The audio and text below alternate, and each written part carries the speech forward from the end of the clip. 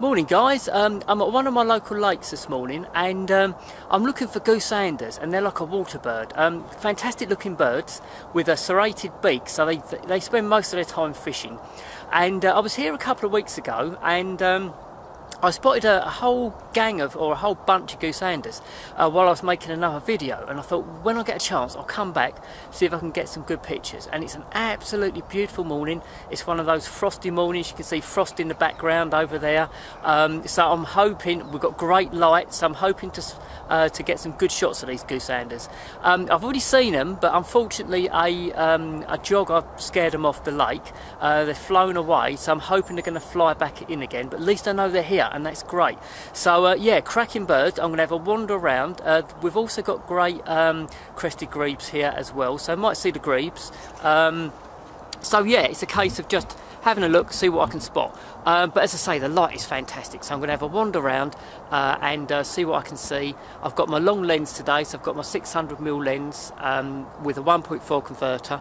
So if these ducks stay quite away on the lake, and they are quite skittish and quite nervous, I'll be able to get in closer with the long lens. I've got a tripod with a fluid head on it, so hopefully I can shoot some video as well as some stills. But you know, with wildlife you just never know. I've seen them, and I know that they're here on this lake, but as I say, they've already got scared off once, so you know, it might be a while before they come back again, but we'll see. So I'll speak to you soon guys. I'm going to have a wander around the lake now.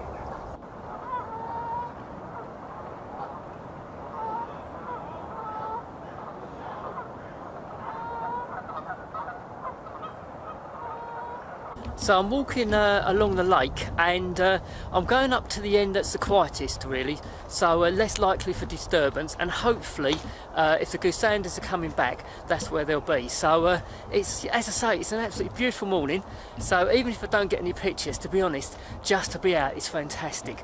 But there's lots of water birds here, so we've got, as I say, great crested grebes, there's grey-legged geese, there's lots of different duck species, there's tufted ducks, but it's the goosanders that I really want to get, so we'll see how we go. But it's a really nice lake to walk around. As I say, I've got my 600mm lens. The light's really good, so I should get a nice shutter speed. I'm going to be aiming for about 1,000th of a second, so that way I can shoot you know, shots of them where they're fairly static on the water, but also if they take off, I've got a fast enough shutter speed to potentially freeze the motion.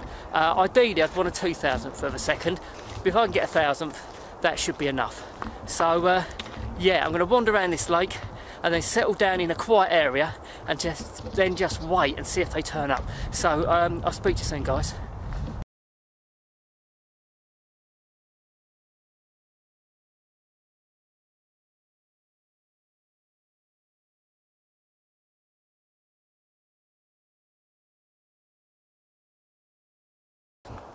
So as I'm walking around, I'm keeping an eye. Can't see anything at the moment in terms of goosanders, but what I want to do is move to the other side of the lake, because for these sort of animal I don't really want to shoot into the sun, so I don't really want them to be backlit. So I'm going to move to the other side of the lake and then just wait there, so then the sun's behind me and it'll be shining onto the birds if they turn up. So yeah, I'll as I say, God, what a morning though. Frost, sunshine, bright light, it's all good. So if I can find something decent to photograph, we are in business guys, we are in business. So I'll speak to you soon. Bye for now.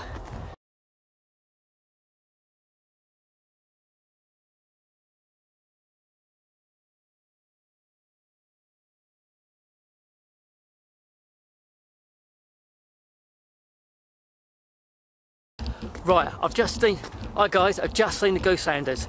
I'm not in the right position yet. They're just flown down the other end of the lake, so I want to get onto the right side of the lake so the light's in the right position, and then be really stealthy and see if I can get close enough to get some shots. But they're here, which is great. I've seen them, they've landed back down in the lake, and I think we should be in business. So yeah, as I say, I don't normally walk around and film. I normally sort of shoot on a, you know, set up on a tripod and you know, do a piece of camera like that, but as I say, I'm wanting to be mobile today, so I thought I'd use this little gimbal I've got. Let me know if you think it's okay in the comments below, if you sort of don't mind this sort of filming, or whether you prefer sort of a more straightforward piece to camera from a tripod. I'd be interested to know. So yeah, speak to you soon guys, bye for now.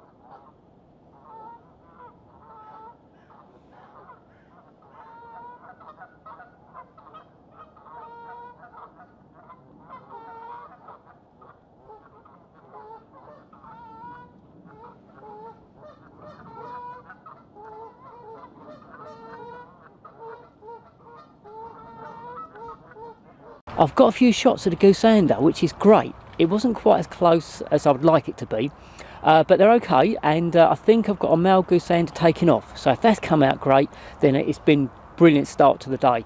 And there's been a lot of other stuff happening. There's a heron flying across a few times. I've got some nice footage of a cormorant drying its wings out. And then you've got the normal water birds that you get, such as your coots, moorhens, tufted ducks, and all that sort of stuff. So there's been lots going on. I haven't got any footage of the goosanders because they literally flew in, stayed here for literally about 30 seconds, and then flew off again. But I've got some stills in the bag by looks of things, so that's great.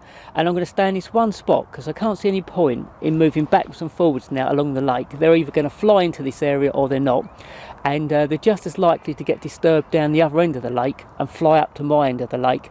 So there's no point in moving around. So I'm going to stay here. As I say, I've got my 600mm lens. I might put my 1.4 converter on, give me a bit more reach, because this is quite a big lake and they are quite nervous, these birds. So yeah, I think that's I'm going to do that, and then just be patient, you know, see what happens. If I start to see, you know, they're coming a bit closer and they're sticking around longer, I'll get the camera off the tripod, lay down and get a lower angle. But for the moment, I'm just going to wait it out here and see what happens. So yeah, bye for now guys. I thought I'd just have a little chat about the goosanders, you know, a few facts about goosanders, their life cycle and stuff like that, because they're quite an interesting bird. They're a large duck, a little bit larger than a mallard, and the males and females are different in colouring. So the male's got a dark green head, a black sort of wings and a white body, and the female has got a brown sort of reddy browny type of head with a greyish body. So they're quite different, easily to distinguish between the two.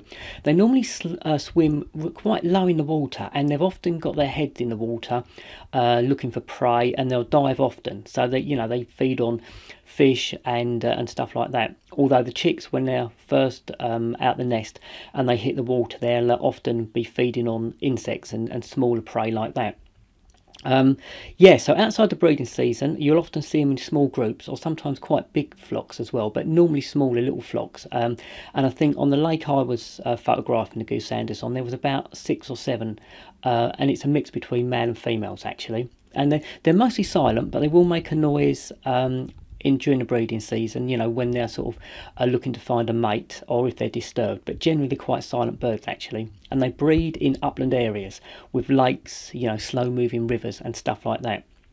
Yeah, so outside the breeding season, you see them lower down. So where I live in Essex, we find them on lakes, freshwater lakes, reservoirs, and sometimes estuaries, but that's not that often. So often the most frequent place you'll see them is in on freshwater lakes, actually, which is where I photographed these Goosanders. Yeah, so when it comes to nesting, they're a bit like some other duck species. They nest in holes in trees, which, you know, seems quite unusual, really, doesn't it? And they'll also nest in tree stumps, and they will also nest on the ground in sort of rock crevices or even under buildings. And then when the young are fledged, they'll literally jump out the nest hole in the tree and then make their way down to the water. And the female incubates around between 8 and 11 eggs, which is a lot, isn't it, for around about 30 days. And as I say, once that 30 days is up, sometimes 32 days, they'll make their way to water and start to feed, as I say, mainly on insects. And you'll also see some of the young sometimes riding on the female's back, a little bit like great crested grebes. We've got quite a good population in the UK. We've got around about 2,600 pairs of breeding Goosanders, and in the winter the numbers are pushed up from migrants coming in from Europe and Russia. So, you know, they're a fantastic looking bird. When they're in flight, they've got these long sort of bodies that stretch out, and as you've probably seen, as you can see now, you know, they look amazing in flight, quite dramatic actually, and the colouring's fantastic, and I think they're a really good subject to photograph, and I really enjoyed getting a few shots of these Goosanders. Guys, I'm going to call it a wrap now. It's about 12:30, and it's getting the lake's getting busier now, and also the light's gone. And the Goosanders are very nervous birds, so I don't think they'll be coming back. So I only got that one 30-second opportunity, but hopefully I got 3 or 4 shots. Fingers crossed. And that's wildlife photography to a T, really. Sometimes you get that one opportunity and you've got to make the most of it. So hopefully I've done that. I did get some, as I said earlier, some nice footage of a cormorant drying its wings out, and I've got a few other pictures of water birds. So it's been a really good morning. But as I say, the light's gone and it's too busy now. So I hope you've enjoyed this video. And it's not as long as some of my videos, but I hope you've enjoyed it. And if you have enjoyed it, if you can give it a like, a thumbs up, that would be brilliant. Always helps my channel. And if you haven't subscribed to my channel, if you can consider subscribing, that would be great. The more the merrier. So thanks very much for watching this video. I hope you enjoyed it, and I'll speak to you on my next one. So bye for now, guys.